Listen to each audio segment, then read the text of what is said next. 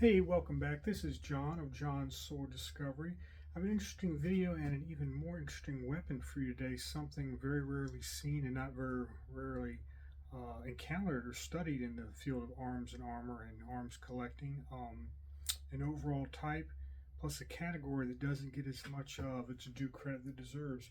The category are polearms, or staff weapons as they're also sometimes known, and in this case we have a unique variant of a category, a small sort of subcategory we could say, and an even more unique example of what is often deemed a scorpion. This interesting little fellow right here is an example of a type often considered or called to be scorpions.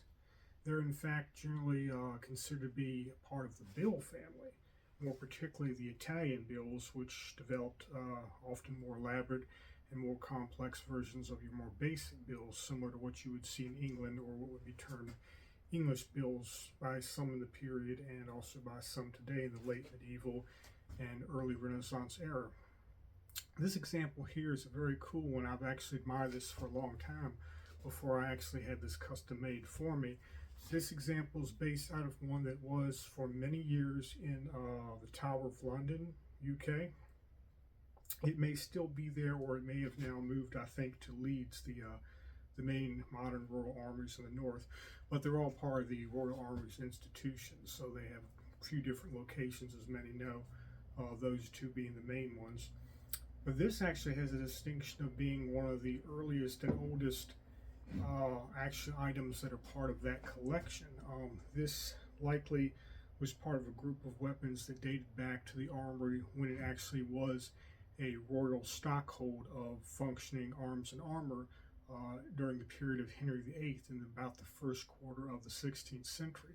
So we're talking about 1520, 1510s, maybe a bit later into the 1530s. This and a number of other interesting polearms were likely part of that group. So though there are many items in there that are much older, this in turn actually represents some of those items that have actually been with the armories as part of a collection the longest. Again, going all the way back to the early 1500s, early 16th century. And in that way, it sort of has that extra provenance, if you want to say, that gives it sort of the extra degree of mystique, but also sort of pride of place. There are many, large number of these polearms and varieties. This specific form probably is the only one that I know of exactly like it, but a number of other bills, scorpions, partisans, more common ones and more unusual ones that have that distinction of being part of arguably the world's most prestigious historical arms and armor collection, and actually being in it long before it was a modern museum. And its history's armory, it goes back probably as long as some of the earliest pieces that remain part of what had been the royal stockade of arms in London, where the capital and of course the king's the capital of the realm was. But going back to the type of weapon, so we have bills being a sort of polearm, of course. The simple ones, the basic kind, obviously originally derived from domestic pruning and hedging implements. Bills, the bill hook. We still have them today, and they were still commonly used in this the U.S., all across the Western world, even in other countries. Well into the early 20th century, and even in adapted or modern forms are still used today.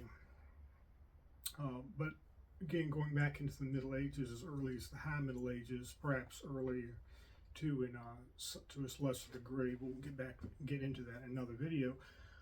But in particular, during the later Middle Ages, 14th, 15th century, we see more of these bills from historical artwork in visual form and various manuscript illustrations and other forms of period evidence.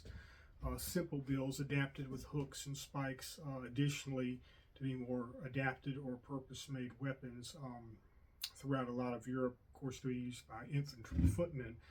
But when you get into the later Middle Ages, the 15th and of course the early Renaissance of the 16th century, you see more developed and unusual forms, both with functional purposes various slight adaptations to the hooks or extra appendages added, varying shapes, experimenting as they did throughout the Renaissance on so many levels, whether it's arms and armor or more technical items, architecture, with structures and buildings all across the board, or even aesthetics things in art and then purely artwork on all kinds of levels, sculpture, paintings.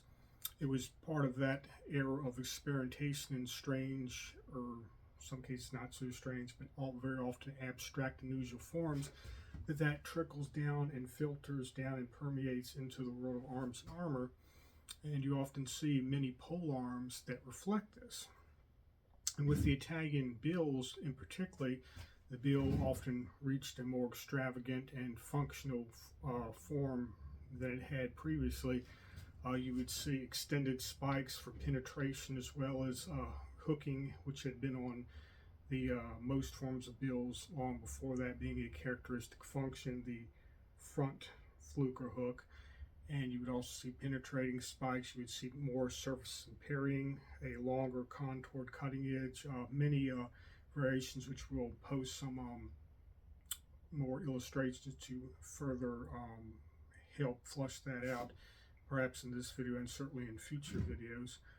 But one of the variations that came along with that is what is often today, and at least as far back as the Victorian era, possibly earlier, I'm still looking on finding a further reference to that, or a further subset of the Italian bill, which we've often called the scorpion today, for those who are familiar with it. And it's a very obscure form overall, which is one of the reasons I like it. I'm into the unique and obscure, which I think are in almost any field of study are well deserving of research and appreciation in and of themselves.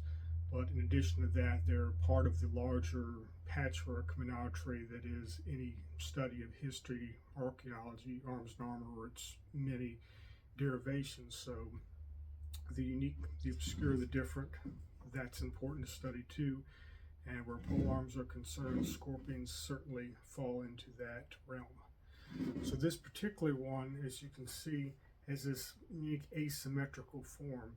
You have this down hook found on many other forms of bill and polearms for ripping, tearing. It's angled just right, as well as hooking and grabbing an individual, a cavalryman perhaps, very likely a cavalryman or a man-at-arms on his horse, pulling him off. This more open-angled curve fluke here, where the main cutting edge, this actually is a cutting edge, whereas this edge is left sort of rebaited purposely and unsharpened for blocking, parrying, and entrapping. This being a long cutting edge or a leading edge, as would be used sometimes in period manuscripts, human manuals, and other contexts to describe a main striking surface that is mainly used to cut or to strike with. So this would be and is sharpened in my version. It's got a moderate edge, not a fully honed edge for living history purposes, but you would strike and chop with this and then also penetrate with the top fluke here, it being a wider open angle to make that possible. And of course here you have this downward curving lower lug. I like that because it forms a surface here that can stop and intercept an incoming weapon if it's parried or blocked using the leading edge or the flat and then turn over. It can stop and intercept. Of course, the rear one here curved up to help entrap a blade or another weapon that goes in, and then to further try to wrest it out of the hand of the enemy or perform a number of other maneuvers to try to disable or dislodge that weapon if that's the intended goal. And then also this lower one can sometimes be used in an overreach to grab and hook for a similar purpose, to also pull or drag or at least bear down and bind down, to use a HEMA term also, the blade or business end of another individual's weapon, the adversary.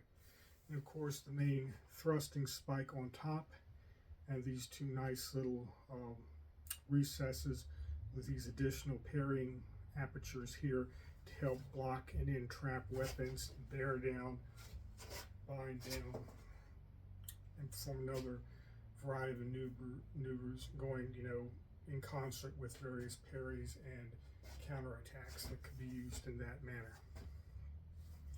They do, of course, have langets like most polearms to help steady and reinforce the haft from breakage or extra leverage, when bound together with another individual's weapon or another heavy leverage generating weapon like another polearm, but also to protect against cuts from the same polearm, swords, or other weapons delivered to the haft, and to further give that extra degree of protection to keep the haft itself from being split or cut or damaged. So they're very necessary and advantageous features you see on many later period polearms, especially surviving ones in museums.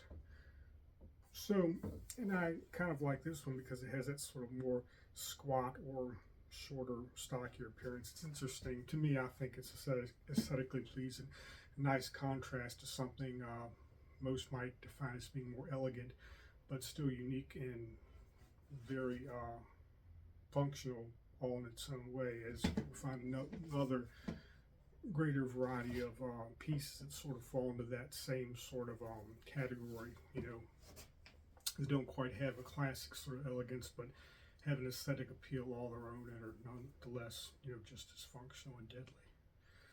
So I'll give a quick, brief look at how long it is. A good friend of mine made the haft for me. The head itself was made by Dark Wood Armory out of Mississippi, so thank you, Dark Wood, for actually making this to my design after doing the research and getting the stats for it. And thanks to my friend James Barker for making the haft and actually mounting it for me. So thanks to all of them for doing that.